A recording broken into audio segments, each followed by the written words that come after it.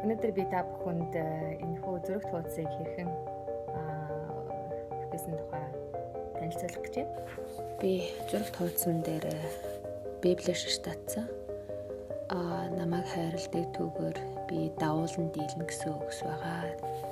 Тэгэхээр зөргөн дээрх санаа маань Google-аас олсон энэ зургаас ерөнхийдөө төрсөн. Power гэдэг үг хайсан чинь нэг Power of Love гэдэг нэртэй юм зураг гарч ирсэн. Нарныхаа цацрагуудыг шугамдаад зурчихсан. Зурган дээр ой дундуур урсаж байгаа гол тэгээд тэр голын ирэг дээрх бүс ургамал ерөнхийдөө зурагдсан. Тэгэхээр энэ ургамлыг зурх санаагаа л би хашаан дотор л ургадаг ургамлаас л авсан байгаа. Тэр зургийг энэ ургамлуудаа харж байгаа л зураг тууцсан дээр буулгачихсан. Тэгэхээр буддаг оруулах ажлаа бол Тэнгэрээс эхэлсэн. Тэгэхээр та өмнөх видеог мань үзсэн бол миний байгаа хүн их олон хоног халуурсан. Ер нь л 8 хоног халуурсан гэдгийг л мэдж байгаа. Тэгээд халуун зогссон ч гэсэндээ маш их ядарсан байдалтай байгаа. Тэгээд ерөнхийдөө яг л дөнгөж төрсөн хүүхэд шиг ямар ч тийм хүчгүй би огт даахгүй юм байдалтай байгаа.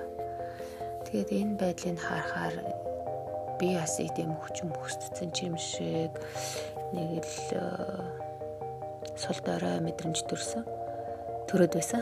Тийм учраас за ерөөсөө би өөрийгөө сэргээх хэрэгтэй юм байна. Хүч орох хэрэгтэй юм байна гэж бодоод хайж аваад энэ иршлэлийг олсон юм аа. Тэгээд энэ иршлэл маань өөрөө их гайхалтай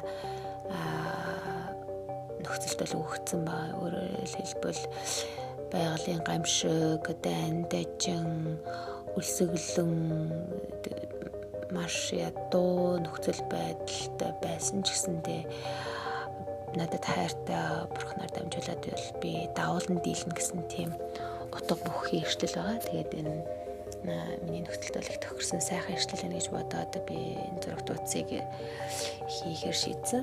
Тэгээд энэ иршлэлтэй холбоотойгоор нөгөө зураг олоод тэгээд зургийг ихтээс өөрийнхөө гарыг ашигласан.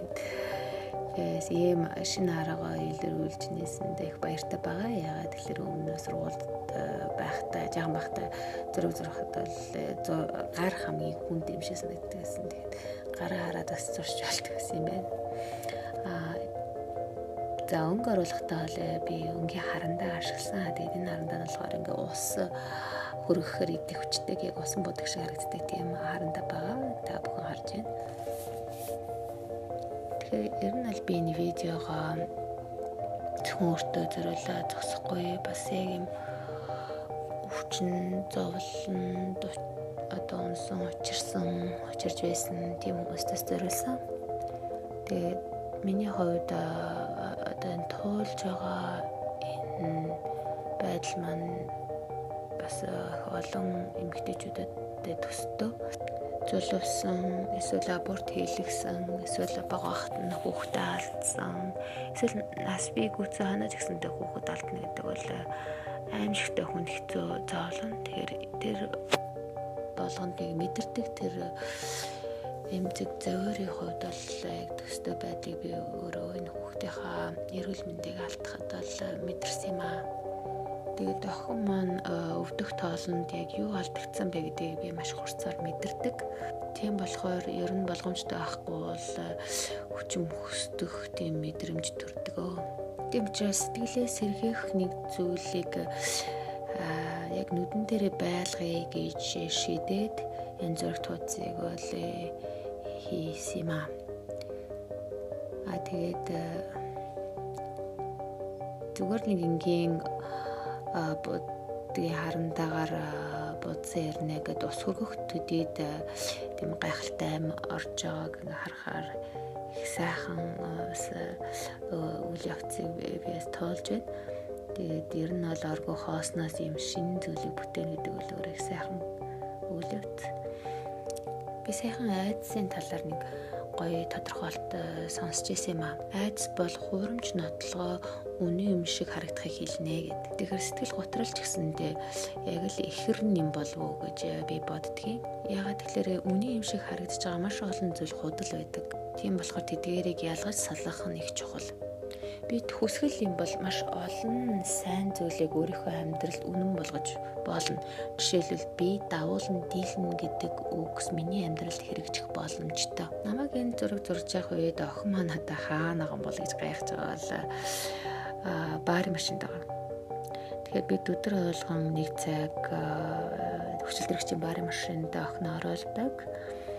Тэгээд энэ машинд орсноор бол агарын даралтыг нэмэгдүүлж ингэснээр эрдийн агарын даралтын үед ханчсан байдаг хүчил төрөгчийн хэрэгцээ бол тийм нөхцөлд нэмэгдэж энгийн үеэсээ илүү их хүчил төрөгчийг олох боломжтой тийм аа. Тэгээд та бүхэндээс нь бар машиныхаа зургийг үзүүлж байна. За одоо зургаа би усаар амируулад нөгөө мод маань их сайхан харагдаж байна. Тэгээд ер нь бол өнгийн харандагаар бодчаад дараа нь зүгээр ус хөргөхтүүд дийлэг нүдэн дээр мань зураг амилж байгааг харахад бол сайхан байлаа. Тэгээд нөгөө талаас яг өөрийнхөө гарыг харж байгаад ингээд зурсан чи яг жинхэнэ юм шиг болсон. Тэгээ би яста бүхэнд энэ үйл явцыг бүр ойрхоноос харуулъя. Тэгээд энэ надаас юм таашаал өгсөн зүйлийг та бүхэнтэй хуваалцъя гэж бодлоо. За одоо энэ нарны цэцэрэг зурх хэсэг рүү орж байна. Тэгэхээр нарны цэцэргийг би шар өнгийн харантаагаар дүрсэлсэн. Тэгээд ингэснээрээ нөгөө иршлэлээ маш тод харагдуулах тийм сайхан фон өнгө дэвсгэрийг бол би болгосон юм аа. Тэгээд иршлэлээ би ийм хар өнгийн балаар ерөөхдөө бичих гэж байгаа учраас ийм шар өнгийн дэвсгэр бэлтгэхэд их тохиромжтой байсан. За тэгээд ерөөхдөө харандаагаар биччихсэн нөхөө үгсээ одоо энэ хар балаар тодруулж байна. Тэгээд намайг хайрладаг түүгээр би давуулан дийлнэ гэсэн тийм эрсдэл байгаамаа.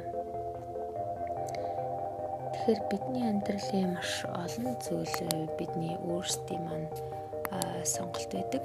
Нийгмийн сүлжээ гэсэндээ нэг талаас маш олон зүйлийг сурах, шинийг нээх боломжийг бүрдүүлдэг. Бас бидний сонголтоор л юу хийж чинь түүнийг бол хийх боломжтой байгаа. Нөгөө талаас олон найз нөхдөдөө болж тэдэнтэйгээ харилцах, сайхан нөхцөл бүрдүүлдэг нь яг л бидний амьдарч байгаа ертөнцийг төлөөлж байгаа мэт.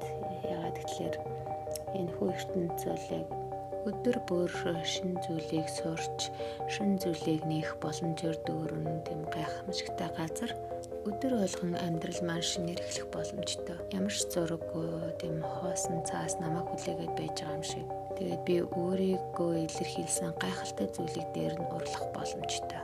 За би Ром 8:37 гэсэн ишлэлийг ашиглалаа. Тэгээд эцсийн үр дүн нь хөө зураг тууц байна.